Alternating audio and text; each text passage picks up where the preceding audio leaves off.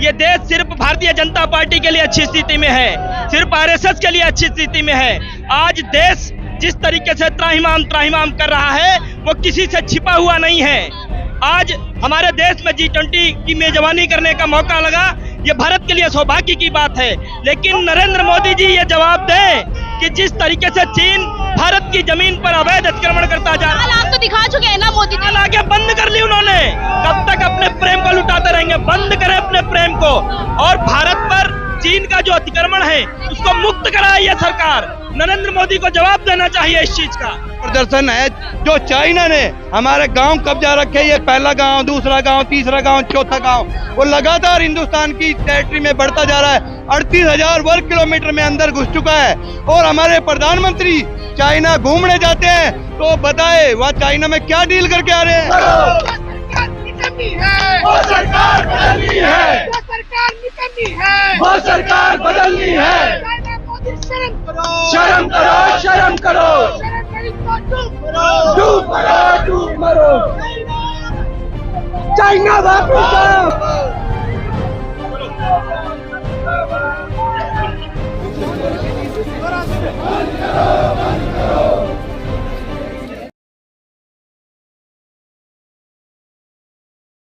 क्या महंगाई कम करी? आप बताइए। 400 रुपए का सिलेंडर, सुनिए, 400 रुपए का सिलेंडर था। सुनिए, रोजगार में आपसे पता करूंगा। 400 रुपए का सिलेंडर था, आज बताइए कितने का है? 1100 रुपए का सिलेंडर है। कहाँ गई स्मृति ईरानी? कहाँ गए नरेंद्र मोदी जी? बड़ी बड़ी बातें करते रहे। मेरा क्या है, मैं तो झोला उठाऊंगा, चला जाऊंगा। बहुत हुई महंगाई की मार अब की बार मोदी सरकार। इस तरीके की हरकतें करते रहे। मैं कहना चाहता हूँ, देश की जनता माफ नहीं करेगी। नहीं, सुनिए, देश की जनता को पता चल चुका है कि असल में अब कर हो क्या रहा है। अडानी और अंबानी की जहाजों में जाते हैं बैठ बैठ के, और जाने के बाद फिर कुछ और बेच देते हैं।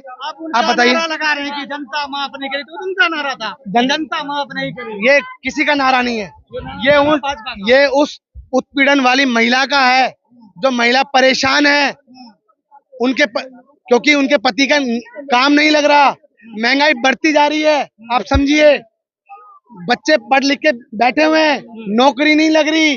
मैं आपसे पूछने जा रहा हूँ, उसके बाद बच्चे क्या करेंगे? गलत संगत में लगते हैं। इन सब का नहीं मानता है। अच्छा, हिंदू राष्ट्र अपना मैं बताता हूँ, सुनिए। हिंदू राष्ट्र में आपकी एक बात बोलना चाह रहा हूँ, सुनिए। नरेंद्र मोदी के ऊपर एक बात सूट होती है, मुंह में राम बगल में छुरी। क्या? मुंह में राम बगल में छुरी। हाय रे साधु तेरी नीयत बुरी। आपने जो देश को, जो ये धर्म का जो नशा, अफीम जो लोगों को खिलाया हुआ है ना, उससे लोग, जनता निकल चुकी है। अब आप कितना भी धर्म की राजनीति कर लो, देश की जनता को पता है कि धर्म से देश पेट नहीं चलेगा। पेट कैसे चलेगा? रोजगार से चलेगा, महंगाई को कम करने से चलेगा। 2022 के अंदर 10 रुपए रेट बढ़े थे दूध के, एक शब्द नहीं बोला। 400 रुपए का सिलेंडर था, आज 1100 रुपए का हो गया, एक शब्द नहीं बोल रहा। कहाँ देश प्रगति कर रहा है? मैं आपसे पूछ रहा हूँ, कहाँ पे? आप मुझको बताइए, देश कहाँ प्रगति कर रहा है? मुझको बताइए, क्या प्रगति कर रहा है देश? आप मुझको बताइए। 8 साल बेमिसाल, 8 साल बेमिसाल मोदी जी। 8 साल, मैं क्या कह रहा हूँ, 8 साल खत्म हो चुका है पूरा। अमृतकाल की बात करते हैं, अमृतकाल। देश मृत्यु काल में जा रहा है। अमृतकाल बजट को भी कह रहे हैं ऐतिहासिक बजट है। आप बताइए, एकदम आप ये बताइए, अमृतकाल ये अमृतकाल है? मुझको बताइए। लाशें तैर रही थी, वो मृत्यु काल है। चाइना घुसाया है, वो मृत्यु काल है। देश की युवा बेरोजगार बैठे हैं, वो मृत्यु काल है। महंगाई बढ़ चुकी है, वो मृत्यु काल है। और क्या की ओर चल रही है, समापन की ओर। देखिए, सुनिए, मैं देखिए, सुनिए, जीत नहीं रहे हैं। सुनिए, मोदी जी जो सपना देख रहे थे और कह रहे थे कि हम मुक्त भारत करेंगे, तो आपको लगता है सुनिए, आपको लगता है कि कांग्रेस मुक्त भारत हो सकता है? ये मुझको बताइए, कहाँ देश मुक्त भारत हो सकता है? देश की जनता को वापस वो याद आ रहे हैं कि वही पुराने दिन जब चैन अमन था, हिंदू मुस्लिम एक थाली में खाना खाता था, कोई फर्क नहीं था, रोजगार मिल रहे थे, महंगाई कम थी। आप समझिए, आज चारों तरफ भ्रष्टाचार। जनता को पुराने दिन नहीं, अच्छे दिन चाहिए, अच्छे दिन अब नहीं चाहिए। जनता को पता चल रहा है कि देश को अच्छे दिन नहीं, देश को वही पुराने दिन चाहिए जब चैन अमन था। आप मुझको बताइए, ये हमेशा 56 इंच की बात करते हैं, क्या चल रहा है 56 इंच? मुझे बताइए क्या चल रहा है, बताइए। वही 56 इंच का सीना ठोकर कहते हैं 140 करोड़ की जनसंख्या उनके साथ है। मैं आपको बता रहा हूँ, अब कोई 140 करोड़ की देश की जनता नहीं है उनके साथ। जहाँ महिलाओं को पता चल चुका है कि ये ऐसा साधु बनकर आया था, ऐसा दीमक बनकर आया था, देश को खा गया। तपस्वी है मोदी। बिल्कुल कोई देखिए मैं बता रहा हूँ, ये तपस्वी है, आपको लगता है तपस्वी है?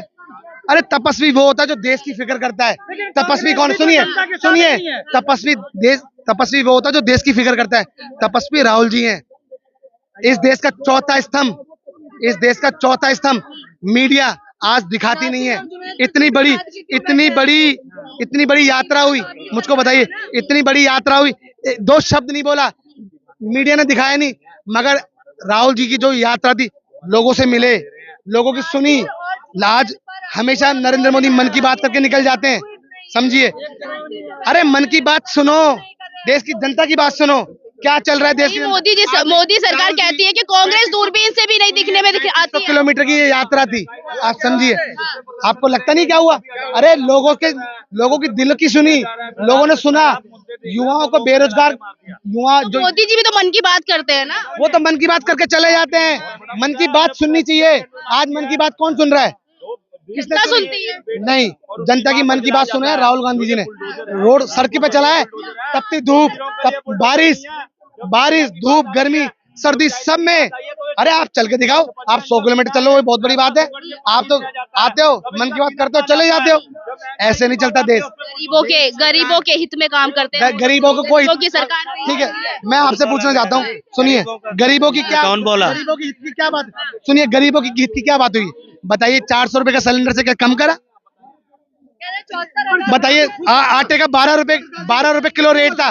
सुनिए, मैं बता रहा हूँ, मैं महंगाई की बता रहा हूँ। 12 रुपए किलो का रेट था, 12 रुपए किलो आटा था।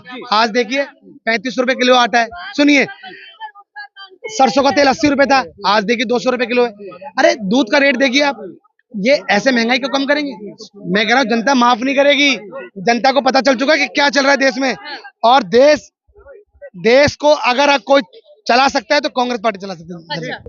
विरोध करने के लिए मोदी जी का विरोध, नीतियों का विरोध नहीं करेंगे क्या? जनता का और विपक्ष का क्या काम होता है? सरकार से सवाल करना। अगर राम मनोहर लोहिया जी कह करके गए हैं, जब सड़कें सुनसान हो जाएंगी तो संसद आवारा हो जाएगी। ये आज की संसद आवारा हो रखी है। सवाल नहीं, सिर्फ कीचड़ उछालने का काम करती है। कीचड़ क्या उछाल रहे हैं?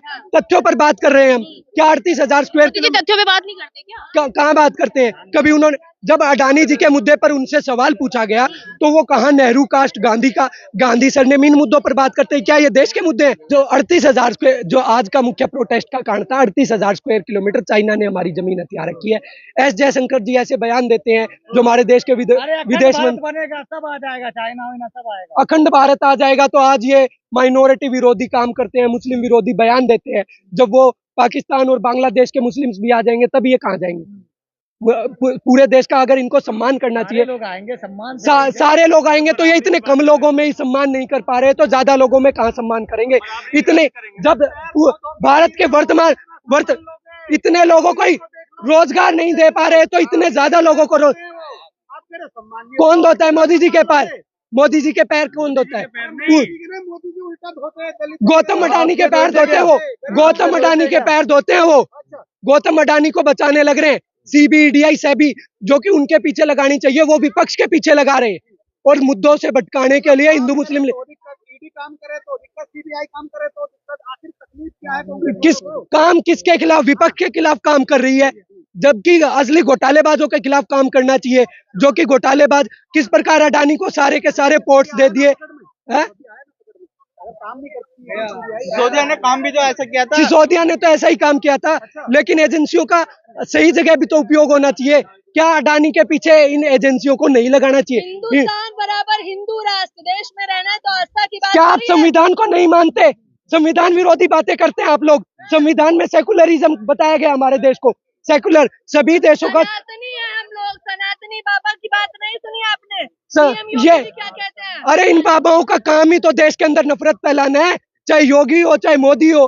देश के अंदर चाइना का मुद्दा लेकर आए हैं, चाइना को लाल आंख दिखा चुके हैं मोदी जी 2014 से पहले तो कहते थे लाल आंख दिखाएंगे, लेकिन अब वो लाल आंखें क्या है? अब तो इनके विदेश मंत्री कायराना जवाब देते हैं। बात आपको थोड़ी बताएंगे मोदी जी, उन्होंने बना रखी होगी रणनीति। क्यों देश की जनता को जवाब नहीं देंगे? ऐसे कायर हैं, ऐसे डरते हैं क्या देश की जनता से?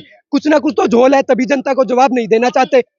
झोल है तभी तो विश्व में डंका भी बज रहा है ना। कौन सा डंका बज रहा है? किस रिपोर्ट में बज रहा है? फ्रीडम हाउस की रिपोर्ट के अंदर देखिए, प्रेस फ्रीडम इंडेक्स के अंदर देखिए, हंगर इंडेक्स के अंदर देखिए, हर रिपोर्ट के अंदर तो हम नीचे जा रहे हैं। अडानी सिर्फ और सिर्फ बीबीसी की तरह, बीबीसी की वजह से हमारे देश की किस प्रकार की भाई देश के अंदर ऐसा क्रूर तानाशाह है, पूरी बीबीसी एक्सपोज करने लग रही है दुनिया के अंदर हमारे देश को। तो क्या करने वाले लग रहा है कि जो आज प्रदर्शन कर रहा है, सुनवाई करिए, ये देश तक पहुंचेगी आवाज? देश तक तो आवाज पहुंच रही है, देश तक तो आवाज पहुंचेगी। और सरकार बाहर नहीं निकल पाते, आवाज बाहर पहुंचेगी आपकी। क्यों नहीं निकल पाते? निकले ना। ये तो सरकार की तानाशाही है जो हमें हमारे लोकतांत्रिक अधिकारों को प्रयोग करने से रोक रही है। हमारा संवैधानिक अधिकार है प्रदर्शन करना और सवाल पूछना, लेकिन सरकार कहती है कि हमने कांग्रेस को वहां पहुंचा दिया, दूरबीन से भी देखने को नहीं मिल रही अब। कांग्रेस तो पूरी भारत जोड़ो यात्रा में आपको देखना चाहिए था, सड़कों पर दिख रही थी और दोबारा दिखेगी आपको इसी प्रकार सड़कों पे जनता के बीच दिखती रहेगी। जो जीरो नहीं हुआ, कस्बा पेट की महाराष्ट्र की जो 33 साल से भाजपा का गढ़ था, वो सीट भी आज कांग्रेस ने जीती। त्रिपुरा में देखा ना अभी क्या हाल हुआ है किस प्रकार चुनाव आयोग, किस प्रकार आज सुप्रीम कोर्ट का आपने चुनाव चुनती है नहीं, चुनाव आयोग की निष्पक्षता के ऊपर, चुनाव आयोग की निष्पक्षता के ऊपर आज आपने सुप्रीम कोर्ट का फैसला देखा है? नहीं, सुप्रीम कोर्ट का फैसला है कि चुनाव जहां आप हार जाएंगे वहां निष्पक्षता नहीं है और जहां आप जीत जाएंगे वहां वो है, मतलब कि निष्पक्षता नहीं, ये बात नहीं है। लेकिन किस प्रकार चुनाव आयोग का एजेंसियों का यूज करती है ये तो सब जानते हैं ना।